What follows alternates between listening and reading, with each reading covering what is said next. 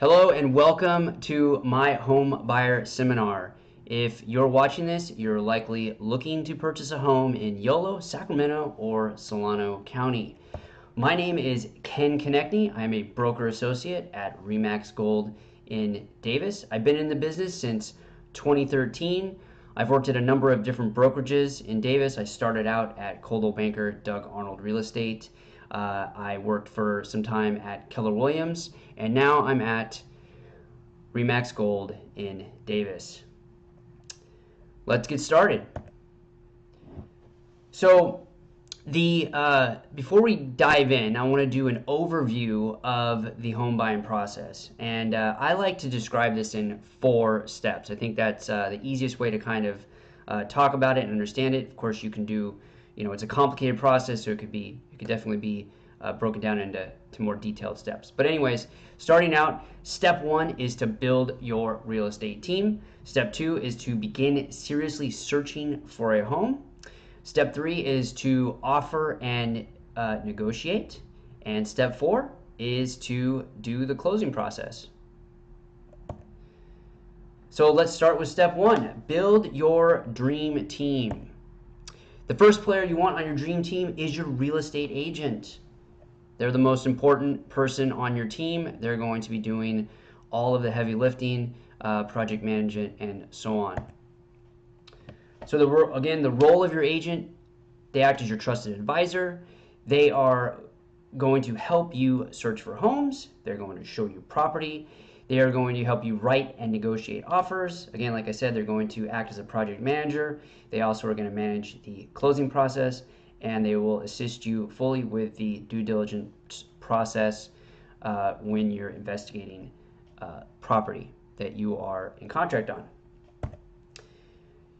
Now, one of the first things you want to do before choosing an agent is you want to research an agent, agents that are in the market. There are a lot of agents. There are a lot of different types of agents, and I always recommend doing some research before choosing one to work with, because it's going to be a tight relationship for a long period of time. I recommend seeking out recommendations from friends and family members, maybe coworkers, or any of the professionals you know that have had experience with an agent that you could possibly use. I also recommend looking up those agents online, check out the reviews, see what kind of things other people are saying about them. You can also go into a local real estate office and you can talk to agents in person if you want. I'd recommend starting with the broker or the manager and asking them for a suggestion. So now that you've got a list of a couple agents, 3 to 5, 1 to 2, whatever it is, you want to interview them, and you want to sit down, have a candid kind of conversation. You want to make sure that you guys communicate well, that they can explain the entire process to you in a manner that you can understand. You want to make sure that they're not high pressure sellers, because really you want to make sure that they're representing you on your behalf. Again, do they communicate well with you? Do they talk over you? Do they not listen very well? Those are things to look for. And then you also kind of want to check with them and just see, hey, what's your role during the process? During the closing process? What do you do during that process? And you'll learn after talking to a couple different agents which one is the best one. So that's what I suggest. The next player on your team is your lender. And the lender is going to help you get a home loan. They're going to help you get in debt. Oh, yeah. So what they do is they're going to guide you through the entire home loan process, from pre-approval all the way to the end, loan approval, and make sure that you can purchase that home. Again, with selecting an agent, I recommend doing kind of the same things when choosing a lender. Seek out recommendations, check out them online, check out the reviews. You can also visit banks and local lenders, talk to them in person, and just get a feel for how how they communicate with you. Again, it's kind of like the interviewing process I explained with an agent. And again, you want to make sure you ask lots of questions with your lender, because it is an intrusive process. They will be asking for a lot of information and really digging into your financial history. So it's really good that you make sure that you find a lender that you feel comfortable working with.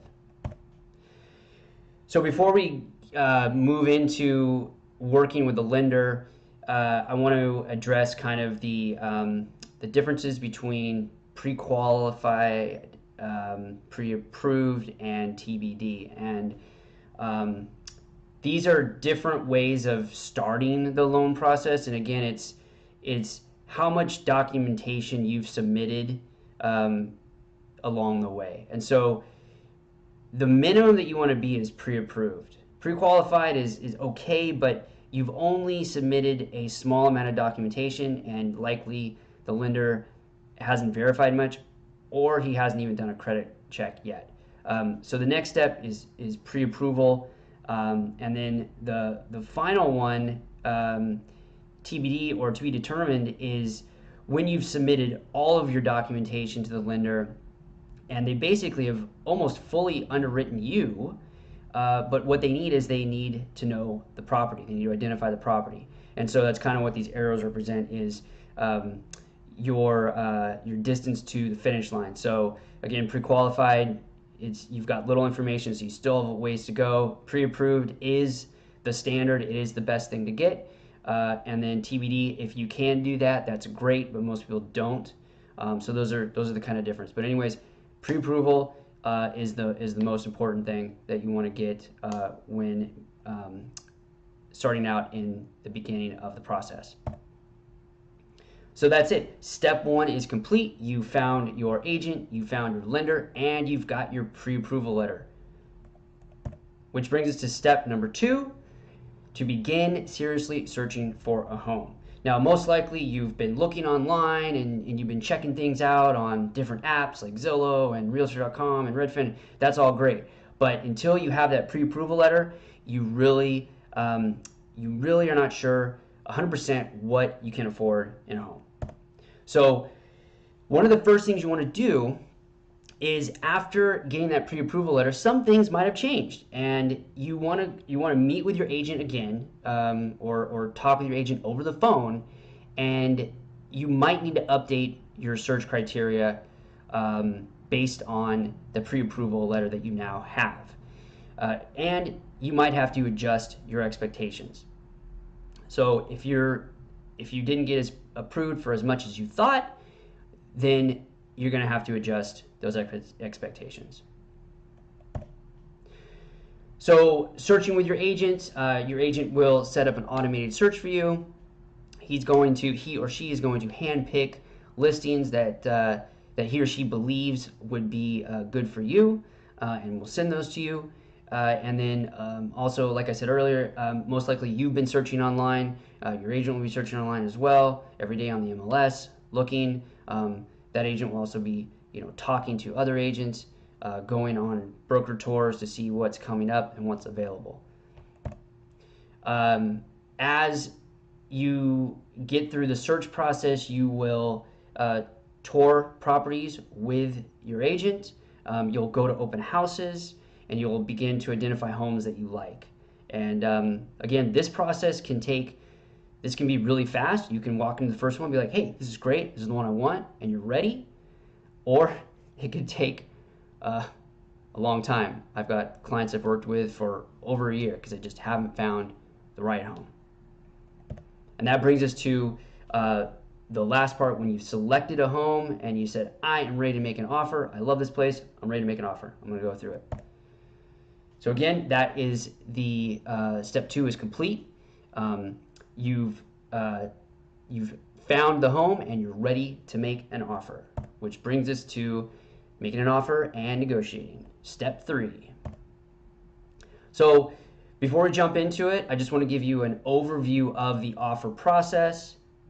And really, the first thing you're going to do is discuss the price and the terms with your agent to arrive at an offer that you feel comfortable with, and that is that you and your agent believe is going to get accepted, because that's ultimately what you want. Your agent will draft the offer. They'll either do a digital or a hard copy. I recommend, if you're a first-time buyer, you should meet with your agent in person to go over the contract. You'll feel a lot more comfortable. It's a lot better to do that instead of just getting an email version, digital version of it, and trying to go through it and not having your agent next to you. So anyways, if you've done a couple offers and you're familiar with it, then obviously you can use the digital format.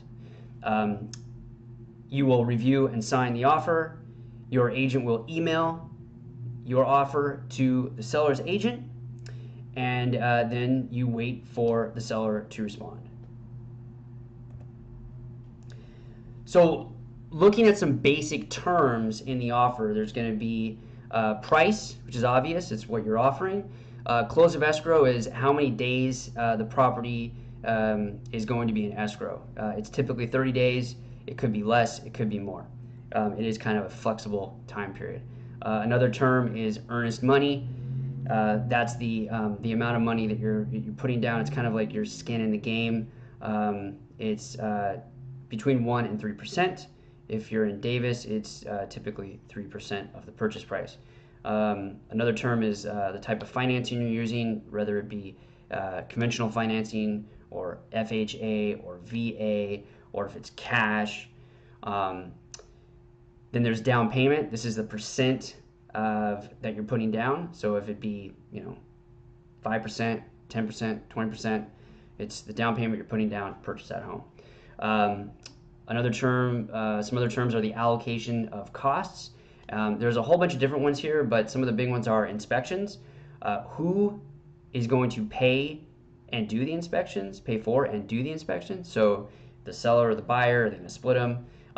That's something that these are negotiated. There's also the title and the escrow fees. Are these going to be 100% paid by the buyer, 100% paid by the seller? Are they going to be split 50-50? There's also transfer fees. And again, these items are all negotiable. Possession is another term where this is a flexible thing, and it's usually when you determine when you, the buyer, are going to take possession of the property. Now, sometimes the seller might need a rent back, where they're going to, after close of escrow, they're going to rent the property back, which means it's going to delay possession, and you and the seller would have to come to an agreement and handle that. But let's just keep it simple and say you'll take possession when the title and deed are recorded. And then the last one I wanted to mention for terms are the contingencies, and these are going to be your, like your inspection contingency, your loan contingency, your appraisal contingency. There's other contingencies as well, but these are important. The most important terms to know. One other thing to know is how to make a strong offer in a competitive market. And so a competitive market would be one where there's a low supply, there's a lot of buyers, and it's really, really competitive. So I always suggest to make your highest and best. Here in Davis, it's definitely going to be at list price or higher. If you don't, you suffer the chance of having another buyer come in and swoop the deal out from underneath you when they offer full price. You can also shorten or remove contingency periods. This is a tricky kind of strategy. You really need to discuss this with your agent before doing it. Shortening is okay, but if you remove contingencies, that's when you make your offer a little bit more risky for you. You can also adjust the allocations of costs. So if, let's say, you want to make your offer look more appealing to the seller, you can assume some of the costs that I talked about on the previous slide. You can also tell the seller that you're going to take the property as is. You're not going to ask for any types of repairs or anything like that. That's another approach that you can take. But again, you should discuss these, at least the last three, with your agent to determine the best course of action. Moving on, the seller is going to respond, and once you get that response, the goal is to negotiate an agreement. So some possible seller responses are going to be that the seller accepts your offer, which is great. That's awesome. There's no negotiating. It just straight up they accepted it, and you move on to the next step. Most likely the seller is going to make a counteroffer to you, unless your offer was stellar. And then the last one is the seller can reject your offer. And if the seller rejects your offer, you have two options. You can take the rejection, and move on to the next home, or you can make a completely new offer to the seller that's a little bit more appealing to the seller. Going back to the counteroffer, of course, you will discuss this with your agent on how to make a counteroffer back to the seller, and hopefully come to an agreement on your terms. And then there's also you have to consider a single and multiple offer situations. With single offer, it's easier because it's just you negotiating with the seller.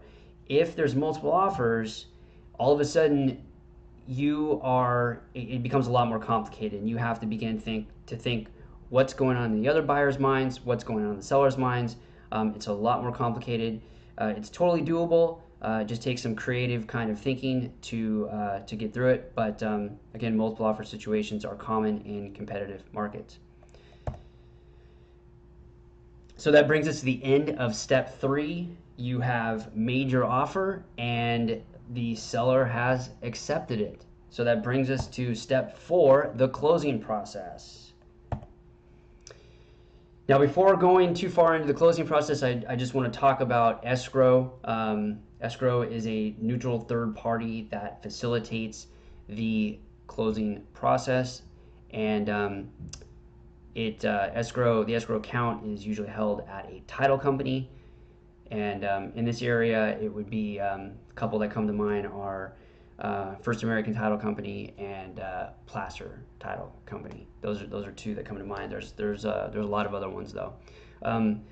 So like I said, the process is dynamic. It's pretty complicated. I just wanted to kind of list a couple points here to give you an idea of some of the different actions that have to be taken throughout the process. So within 3 days, actually within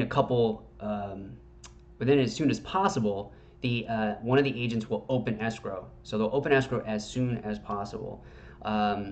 You, the buyer, will deposit your earnest money at the title company. It has to be done within 3 days after acceptance. Your lender is going to order the appraisal. Also, at the point of acceptance, your due diligence period begins. So you're going to start ordering inspections and investigating the property. Also, during this time, the seller will deliver disclosures to you to review. You will order hazard insurance. Any repairs and credits will be negotiated between you and the seller. The loan is processed and approved. You will remove contingencies before moving on, or you'll cancel the contract and pull out. You'll sign closing documents if you stay in it, and then of course record and close, and that's recording the title and deed, and escrow is closed. So that's the kind of the escrow overview. So one of the most important parts of the closing process is your due diligence of the property and of course the loan approval. So again, I touched on timeframes already, but anyways, the timeframes begin immediately once the offer is accepted. And these timeframes are all negotiable, so I'll just talk about the standard ones, but the standard contingency periods are the inspection is 17 days, the appraisal is 17 days, and the loan is 21 days. Now, of course, these can be shortened, they can be lengthened, but it's whatever you and the seller negotiate.